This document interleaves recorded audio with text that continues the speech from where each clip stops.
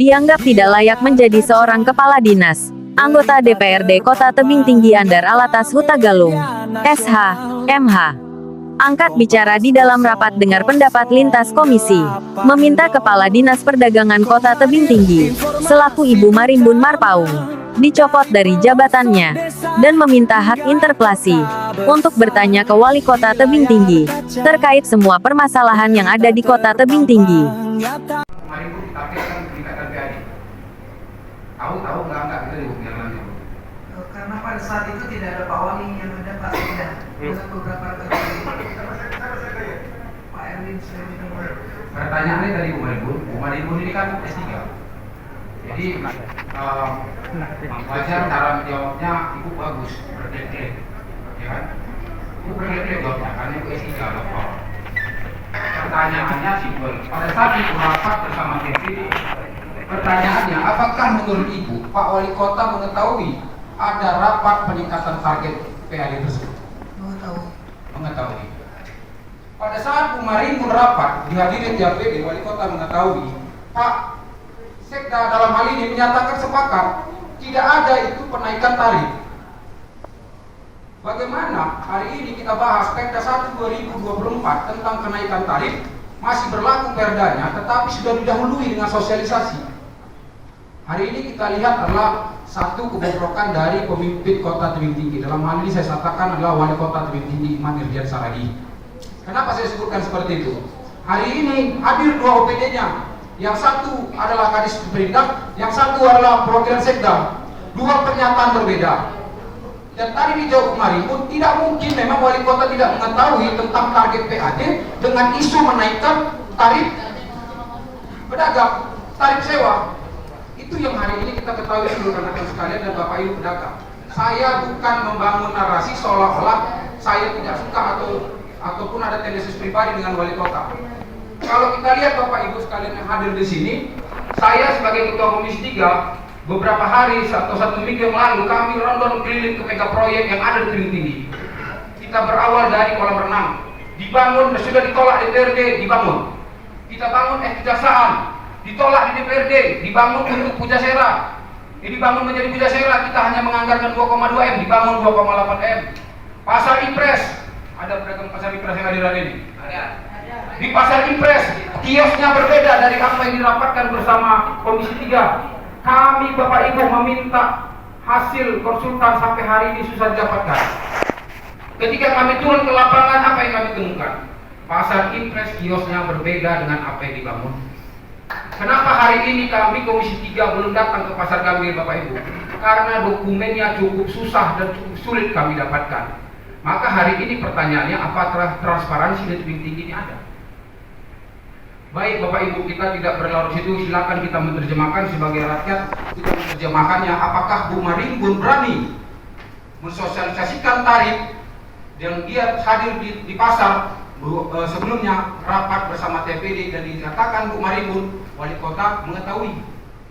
Artinya tidak mungkin seorang kadis berani berangkat ke sana menghadapi puluhan warga, puluhan pedagang tanpa ada dukungan dari TPD, tetapi TPD tadi meninggalkan Bu Marimbun berkorbankan. Kan ini faktanya. Nah baik, sekarang kita yang kedua Bapak Ibu, di samping Pak Asisten ada Kepala Bapeda. Bu Bapeda, saya mau bertanya Bu, bagaimana proses yang baik dan benar, izin Ketua, dialog langsung Ketua. Bagaimana proses yang baik dan benar agar proses ini, agar revitalisasi pasar ini tidak menimbulkan korban? Izin Bu, silakan jawab Bu, melalui Ketua.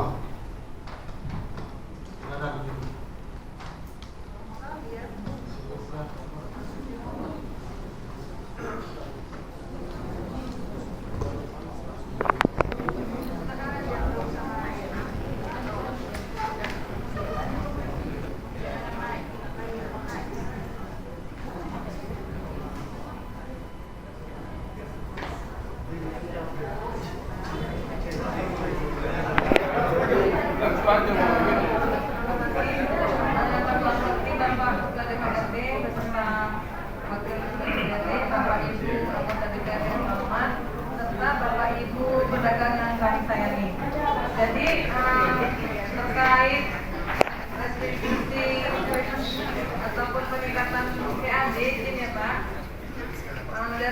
KTJ awalnya Bukan Bu, biar dulu nih. Hari ini kan revitalisasi sudah dibangun. ya Pak. Ini saya kaitkan tentang perencanaan pembangunan kota Bu. Ada undang-undangnya. Tapi kalau Ibu sebagai pejabat sekarang di Bapeda, harusnya Ibu bisa menjelaskan aturannya, dasarnya. Sehingga saya ketua mengharapkan jangan kita hanya melihat hari ini kasus yang meninggal.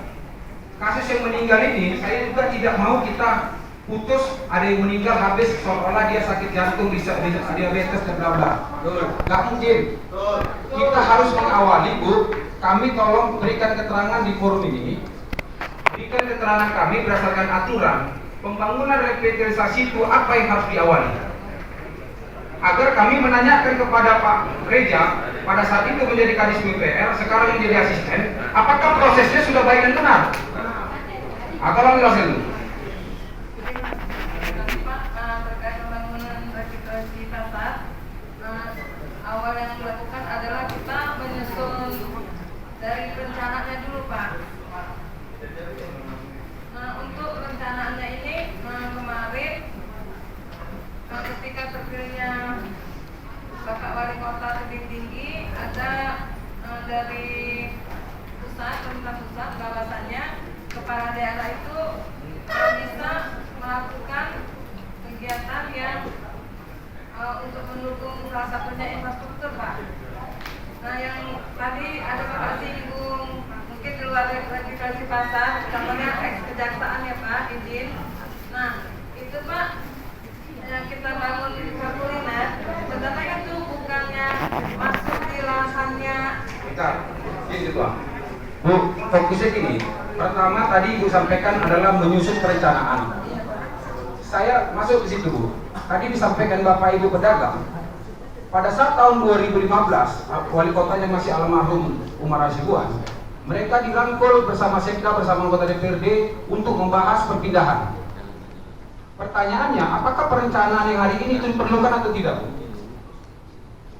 Perencanaan yang Ibu sampaikan, apakah diperlukan komunikasi dengan pedagang untuk menentukan lapak kios, untuk menentukan di mana pindahnya, untuk menentukan berapa ukuran kios yang dibutuhkan? Pertanyaannya Bu sekali lagi, apakah perencanaan yang Ibu sampaikan diperlukan perencanaan diskusi dengan para pedagang, duduk bersama pedagang? Kalau Ibu bilang perlu, artinya pimpinan dan notarial rapat dicatat perencanaan pasar impres gagal total dan abal-abal. Atau juga pasar gabungan dan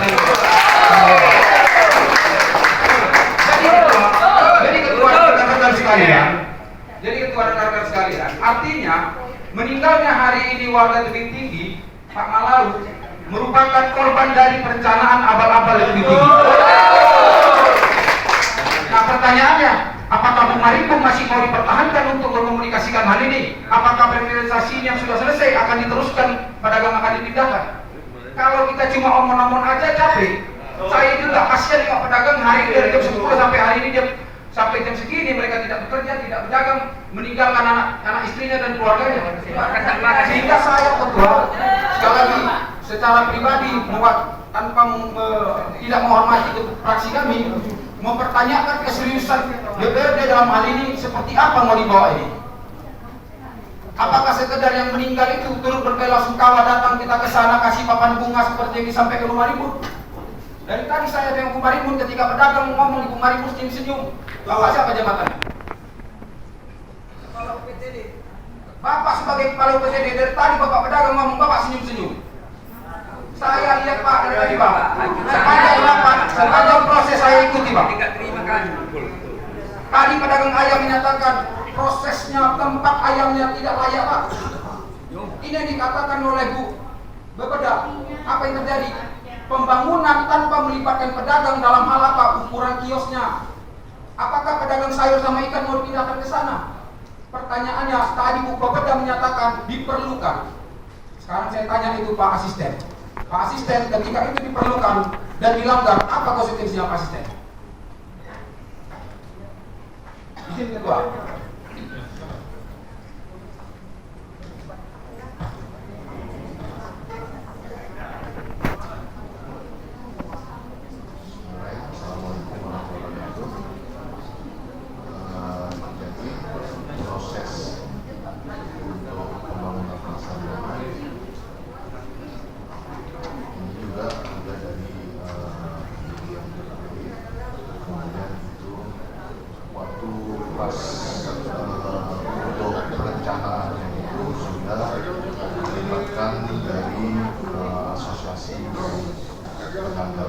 Sebentar Pak Asisten, dulu poin Pak Asisten. Pak Asisten menyatakan perencanaannya sudah melibatkan asosiasi. Siap. Nah, jadi Bapak Ibu pedagang, Pak Asisten menyatakan Bapak Ibu dilibatkan dalam hal asosiasi. Nggak ada.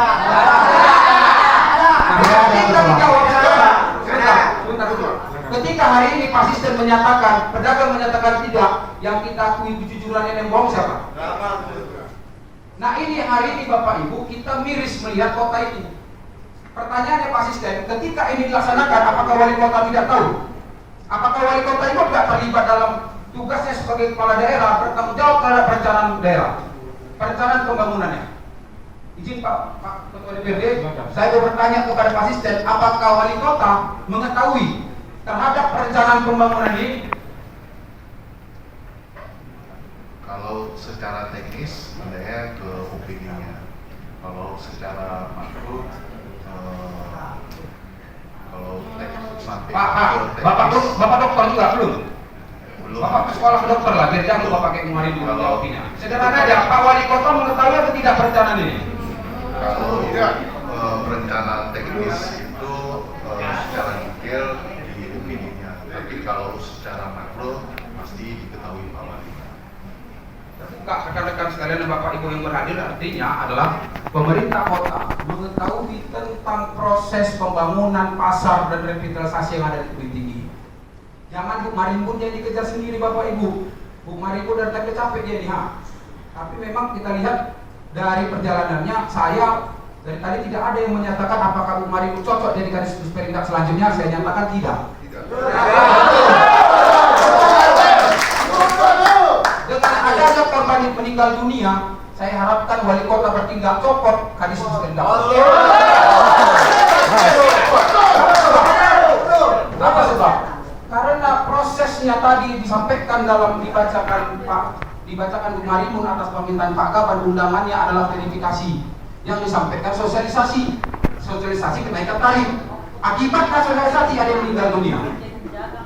Jangan salahkan yang meninggal dunia itu pas ngomong ada yang mendesak di belakang, ada yang bla bla bla bla.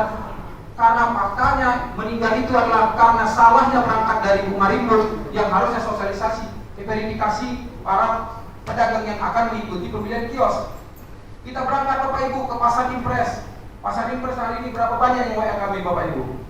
Pedagangnya tidak mencukupi untuk masuk ke dalam los dan kios. Betul. Masuk ke dalam pedagang ayam tidak ada itu ventilasinya.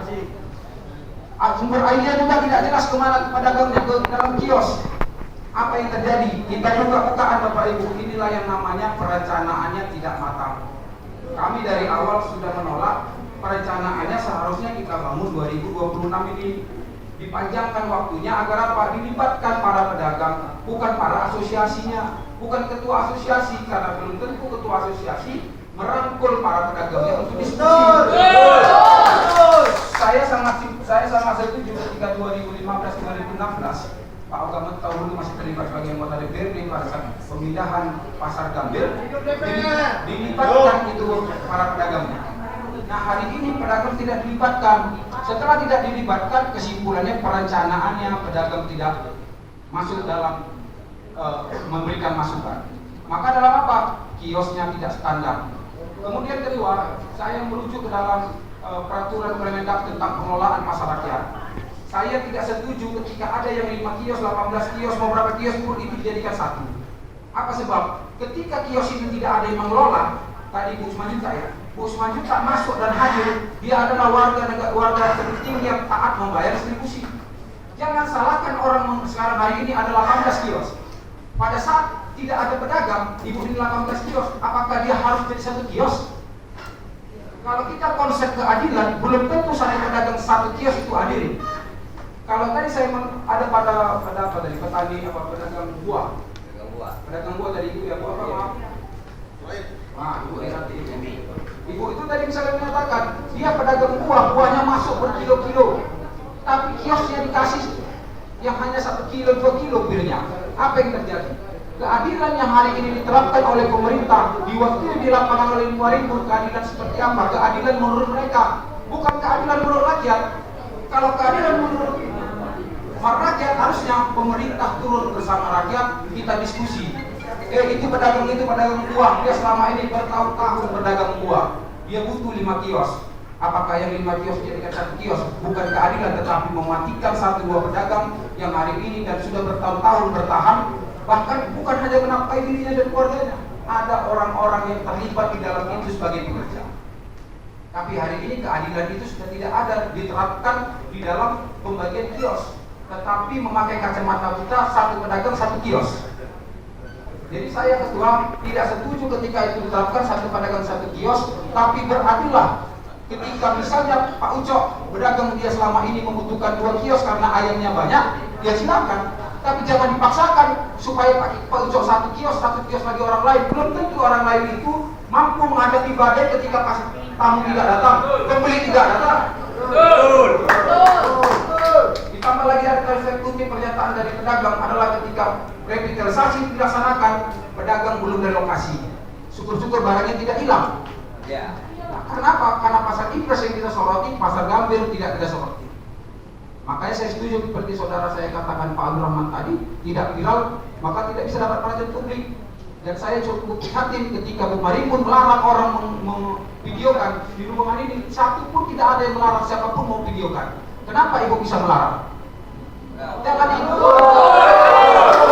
Jangan kemudian itu dibungkus dengan bahasa A, B, dan C. Publiklah beginilah. Di ruangan DPRD ini banyak yang rekam ini, Bu. Tidak ada yang melarang, Bu.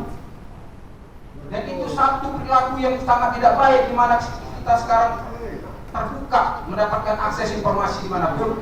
Maka dalam kesempatan ini ketua, yang pertama saya meminta rekomendasi adalah Kadis Disperindak segera dicopot dari jabatannya.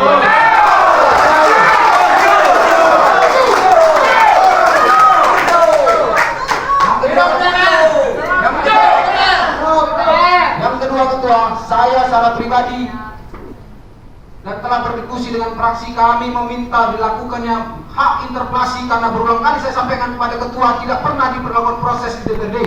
Kami meminta hak interpelasi untuk bertanya kepada wali kota sejauh mana pertanggungjawaban wali kota terhadap korban meninggal di pasar Gambir, terhadap penolakan pasien RSKP.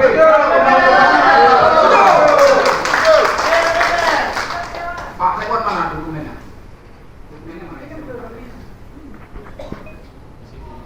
Nah, saya sudah minta dokumennya, saya minta Pak Sekwan segera diproses. Tadi saya sudah ajukan permohonan agar permohonan hak interpelasi segera ditandatangani dan segera diproses DPRD. Dan perlu kita ketahui semua, proses hak interpelasi itu kami menyerahkan kepada ketua DPRD diatur oleh Tatip minimal 5 orang dari 2 fraksi. Setelah kami tandatangani kami lengkapi, maka ketua DPRD lah yang akan mengelolanya.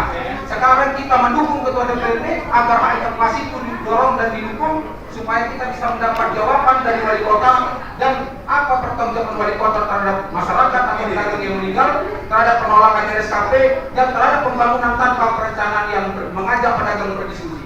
Terima kasih, Tuan.